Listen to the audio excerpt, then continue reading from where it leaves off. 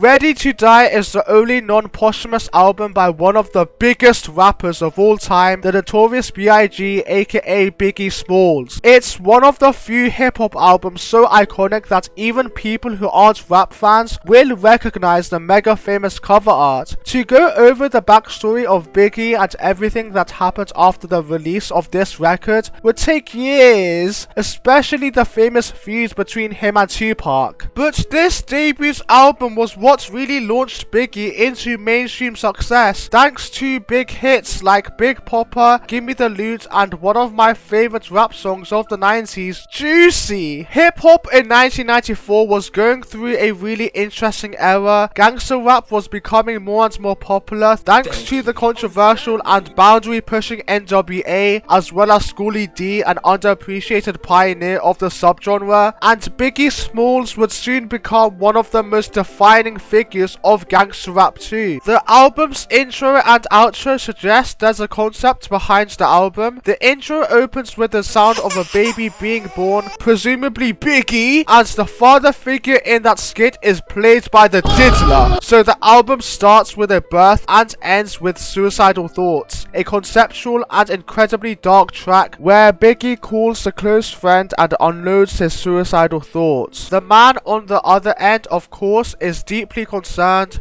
Biggie claims that he feels like his mother doesn't love him anymore, and he's come to believe he's destined for hell. The track ends with a gunshot, him dying. It remains one of the darkest songs ever featured on a mainstream rap album. It is mind-blowing, literally. So that makes this album seem to come in full circle, as it starts and ends with the beginning and finish of his life. Though the album's concept doesn't feel like it was fleshed out even further, as the tracks in between don't seem like they follow through with the early childhood phases and then the teenage years and so on, which isn't entirely a bad thing, but that does make the intro feel a bit unnecessary. Things Done Changed has always been one of my favorite deep cuts from the record. The beat is hypnotic and almost psychedelic, and the chorus that is sampled off of one of my favorite songs from The Chronic, Lil Ghetto Boy, is not only infectious but also ties in with the themes of how far the streets game has changed and evolved since Biggie first got introduced to it. There are pretty depressing observations that he goes through, like, back in the days our parents used to take care of us, look at them now, they're even fucking scared of us, calling the city for help because they can't maintain. He even dropped some pretty heavy, heart-wrenching lines like, my mama got cancer in her breast, don't ask me why, I'm motherfucking stressed, things unchanged. It's a great first proper song, though it does make the intro feel even more confusing, as if the concept is actually trying to be circled through life, he is already reminiscing on past memories right after he was born. We then get one of the best storytelling songs of this era of rap, Gimme the Loot. The second verse is also really what solidifies Biggie as having some of the best flows in hip-hop history. We're taken through a robbery mission between Biggie and his right-hand man. Biggie plays both characters using a unique vocal inflection for the sidekick, essentially becoming his own feature on the song. The gunshot sound effects make the whole experience feel even more cinematic. Also, there aren't many rappers who can make a chorus this lyrically repetitive, yet super iconic. Biggie takes a similar storytelling approach in Warning, where he also plays two different characters going back and forth. This time, Biggie is being warned through a phone call that some people are trying to come after him and double pump him. The song ends with the would-be attackers getting sniped in the head. Then we get F Me Interlude. I'm gonna lie, this interlude is so beautiful. It is the best track on the album. I love the fact that Biggie put an audio recording of him getting kinky in the bedroom on this album. I love it when I play the album in the car and this interlude comes on, everyone becomes silent. I love it when I'm playing One More Chance through my headphones on the train, and then when this interlude plays right after, someone taps me on the shoulder and says, I can hear your headphones.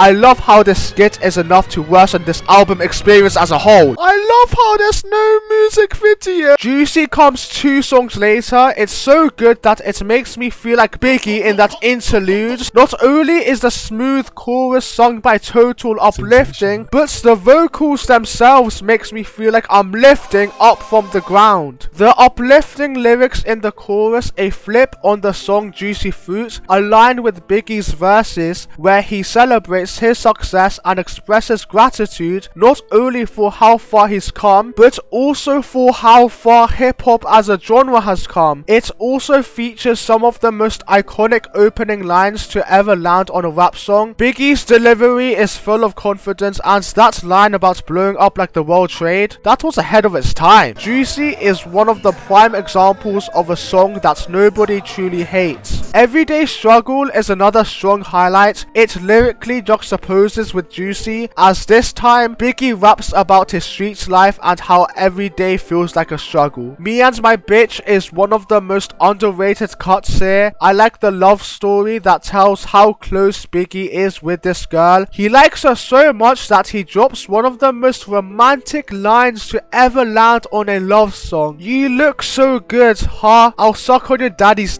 what the fuck? Respect is another underrated favorite. I love the gritty, funky beat, and Diana King's Jamaican hook is one of the catchiest on the entire album. But then in the outro, we get hit with another freaky skit where Biggie gets the Hawk 3000. I have mixed feelings about Friend of Mine, but I'll say my feelings lean more positive than negative. Sonically, it is amazing. I love Biggie's flow. I love Biggie's fat ass. I love how quirky and strange the beat is, and the chorus refuses to leave my head. I just don't care for the lyrics where he raps about smashing hoes, getting freaky with hoes, getting mad at hoes, and so on. Like, at this point in the album, I've already heard you having sex twice. There are moments in the track list where Biggie seems to follow trends of the time, like incorporating G-Funk influences which Dr. Dre pioneered years earlier in the classic club anthem Big Poppa. If there's any trend he follows here that doesn't quite land or hasn't aged well, it's probably the interludes and skits sprinkled throughout the record, and also the Diddy appearances. That said, this album is a great listen if you want a real snapshot of the rap game at that moment in time. I love how despite having a pretty long track list, it offers enough variety in beats, lyrical concepts, and emotions to keep things consistently engaging from start to finish. And the fact that Big Poppa, Juicy, Gimme the Loot, Everyday Struggle, and Suicidal Thoughts are all on the same album blows me away.